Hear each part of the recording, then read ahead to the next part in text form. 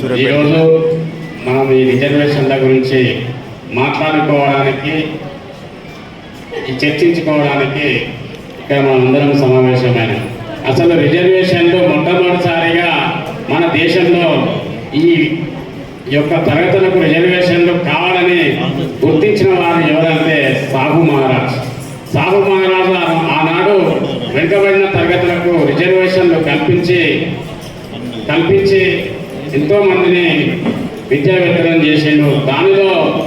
అగ్రగణ్యుడు మన doctor BR Ambedkar కూడా stipend ఇప్పించి తన రాజ్యం ద్వారా లండన్కి వెళ్ళి చదువుకునే ఏర్పాట్లు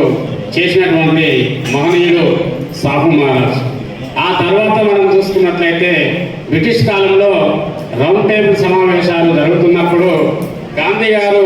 ఈ రౌండ్ టేబుల్ సమావేశాన్ని బహిష్కరించండి అని చెప్పేసి పిలుపునివ్వడంతో ఆ రౌండ్ టేబుల్ సమావేశానికి విద్యావేత్తగా డాక్టర్ బిఆర్ అంబేద్కర్ హాజరయ్యి అయ్యా ఈడ స్వాతంత్రం ఒకటే కాదు, ఇక్కడ అణగారిన ప్రజలకు హక్కులు కూడా కోల్పోతా ఉన్నారు, ఏ విధమైనటువంటి హక్కులు లేకుండా కూడా ఇక్కడ ఉన్నటువంటి ప్రజలు నివసిస్తూ ఉన్నారు, దానికి గల కారణాలు అని చెప్పేసి ఆ రోజు ఆ కమిషన్ ముందు తన వాదనలు వినిపించడం జరిగింది. దాంట్లో ఉన్నటువంటి రాక్సే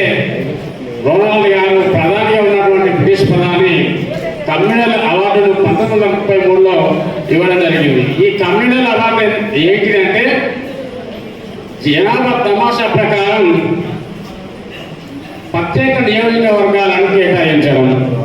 అంటే ఉదాహరణకు ఈ నియోజకవర్గంలో బీసీలు ఎక్కువ ఉన్నట్లయితే ఇక్కడ బీసీ ఎమ్మెల్యేగానే ఉండాలి, అదేవిధంగా వాళ్ళే ఇక్కడ ఎమ్మెల్యేగా కానీ ఎంపీఏ కానీ ఏదైనటువంటి ప్రజాప్రతినిధిగా ఉండేటువంటి సౌకర్యాన్ని ఆనాడున్నటువంటి రాక్సే రోనాల్డ్ గారు కల్పిస్తే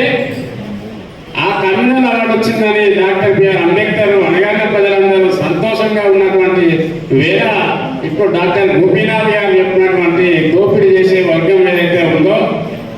ఆ దోపిడీ చేసే వర్గము ఆనాడు ఈ యొక్క కమ్యూనల్ అవార్డును వెనుకకు తీసుకోకపోతే నేను ఇదే జైల్లో చనిపోతా ఈ కమ్యూనల్ అవార్డును వెనుకకు తీసుకోపోతా అని చెప్పేసి జైల్లోనే ఆమరణ నిరాహార దీక్షకు దిగినటువంటి మన గాంధీ గారు జైల్లోనే ఈ అణగారిన వర్గాలకు కమ్యూనల్ అవార్డును వెనుక తీసుకోకపోతే మాత్రం ఇదే జైల్లో నేను ఆమరణ నిరాహార దీక్ష చేసి ఊపిరి వదులుతా అని చెప్పేసి చెప్తే అప్పుడున్నటువంటి ఇదే తోపిడిదారి వర్గం ఏదైతే ఉందో అందరూ కూడా కలిసి అంబేద్కర్ మీద ఒత్తిడి తీసుకొచ్చి ఒక పూనా ఒప్పందాన్ని చేసి ఆ కమ్యూనల్ అవార్డును వెంటకు పంపడం ద్వారానే ఈరోజు ఈ బీసీల అందరం కూడా వెనుకబడినాం. ఇంకొక విషయం చెప్పినట్లయితే ఈ రిజర్వేషన్ల గురించి మాట్లాడుకున్నట్లయితే రిజర్వేషన్లు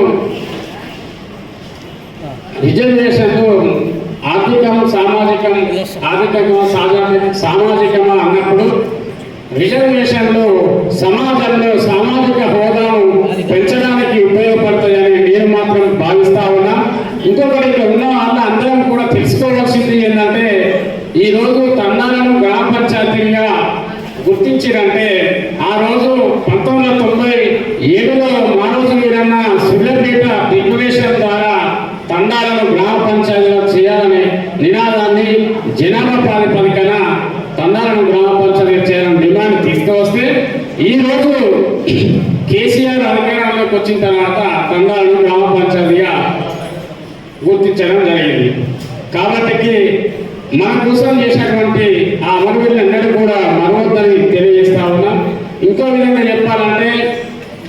ఈ రిజర్వేషన్లు కూడా మనకందరికీ ఎంతగానో